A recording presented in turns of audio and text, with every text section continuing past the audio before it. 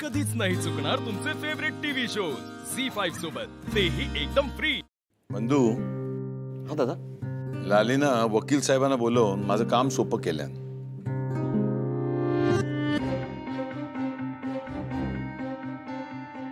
लाली, तू वकील साहेबांना आपल्या संपत्तीची माहिती दिलास? हा मग? हा, पण अर्धवट दिलास ना, संपूर्ण माहिती दिला नाहीस, चुकला तुझा।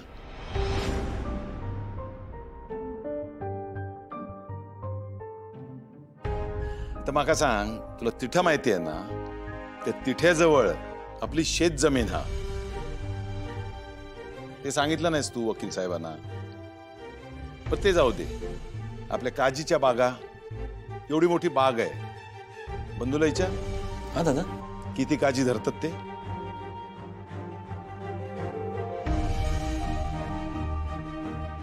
काय म्हणजे पूर्ण माहिती दिली नाहीस, अर्धवट दिलीस ना? हे सगळं सांगण्यासाठी मी वकील साहेबांना माझ्या बरोबर घेऊन आलोय। का? त्यांना जाणं येणं करायला नको, त्यांचा वेळ वाया जायला नको, म्हटलं सगळ्यांसमोर सगळं सांगून टाकूया। बरं केलं ना? म्हणजे तुम्हा सगळ्यांना ही शेवटची ताकीद आहे असं समजा।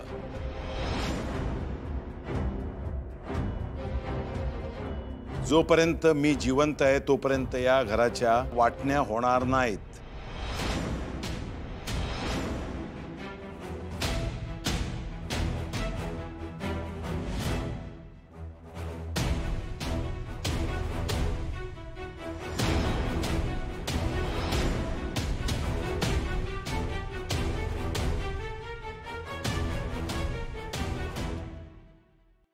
तेव्हा कायद्याने या घरावर आमचो सुद्धा अधिकार हा, आणि तुका या घराचे हिस्से करूचेच लागतील। हा, आणि नाही केलं तर काय करशील?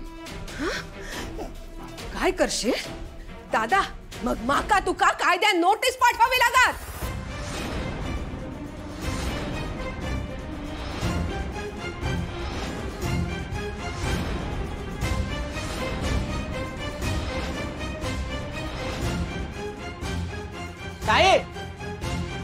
काय बोलतोस या तू? तुका सांगितलं ना मध्ये मध्ये बोला नको म्हणून। हा दादा, तू या वकिलांका फितवला असशील ना तर मी दुसरा वकील बघेन ना, पण आता माझो हिस्सो घेतल्याशिवाय शांत बसणार नाही।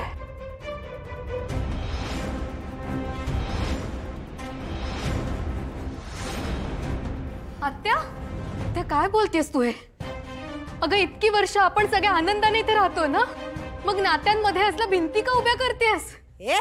तुझं लगीन झाला ना, मग आता तुझा या घराशी काय संबंध नाही, हा बोलायचा नाही हा मध्ये जा।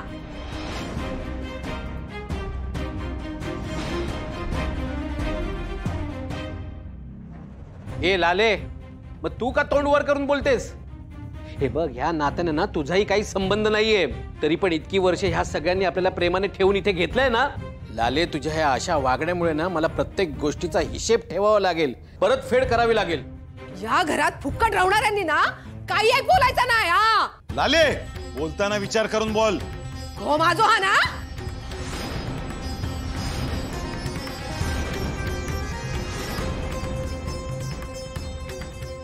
हो, पण घरचो जावई या, त्यांच्याशी सन्मानाने बोलायचा।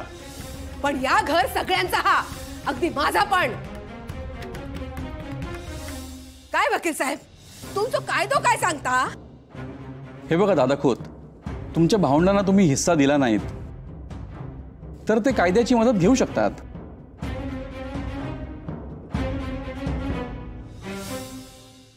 वकील साहेब, थोडा बहुत कायदा मला पण कळतो।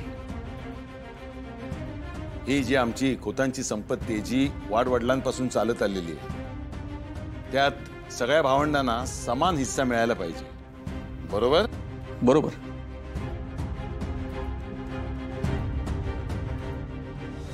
आता समजा माझ्या ह्या भावंडांनी माझ्याकडे हिस्सा मागितला तर मला 3 हिस्से करायला लागतील, बरोबर? बरोबर। तुम्ही या दोघांचे हक्क नाकारू शकत नाही, एक करू शकता, जर तुम्ही तिन्ही भावंडांनी आपसात ठरवलं कुणाला काय पाहिजे तर कोर्टाची पायरी चढायला लागणार नाही.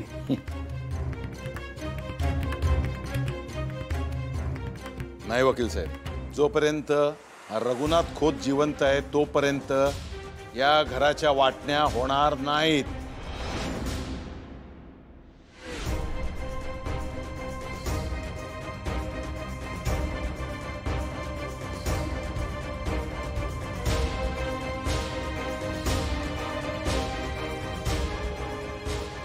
आणि हा रघुनाथ खोताचा निवाडा हा. आणि ह्या मी माझ्या दोन्ही भावंडा समोर तुम्हाला सांगतोय. वा दादा वा, शेवटी तू तुझ्या मनातलो खरो हेतू बोलून दाखवलाच. या सगळ्यांना तुका एकटाक वया म्हणून तुका घराच्या वाटण्या करूच्या नाहीत. मका तुझो डाव बरोबर माहित हा. या सगळ्या तुका एकट्या घशात घालूचा हा. माझ्या जवळ ना आता दुसरा काही एक मार्ग नाही हा. वकील साहेब, दादाच्या नावांना नोटीस काढा.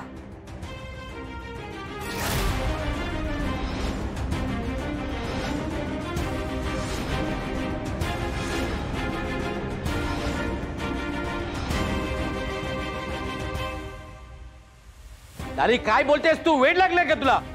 वेळ माका नाही, तुमका लागलेला हा. भीक मागूची वेळ येईल ना तेव्हा तुमका समजात. कळला? वकील साहेब, मी खोतांच्या घराच्या वाटण्या होणार नाही असं म्हटलंय, पण समजा माका खोतांच्या वडिलोपार्जित संपत्तीतून काही नको आहे. मी सगळ्यावर पाणी सोडते असं जर म्हटलं तर कायद्याने तो गुन्हा ठरणार नाही. बरोबर ना?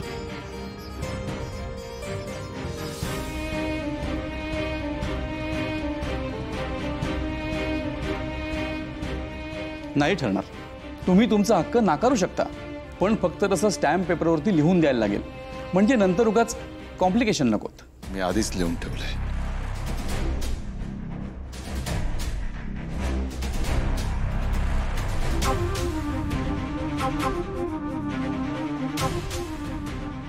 अरे दादा, ह्या काय करतस तू?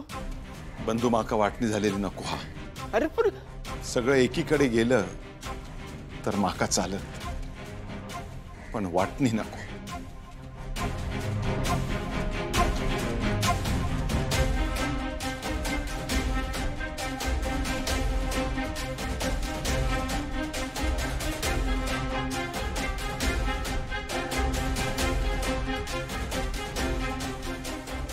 मी यावर सही केली आहे.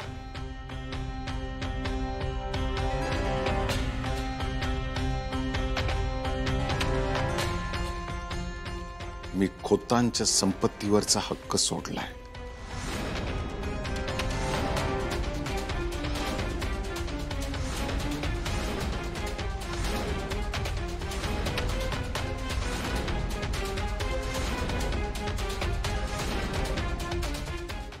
झी5 ॲप डाउनलोड करा आणि पहा सर्व एपिसोड्स एकदम फ्री.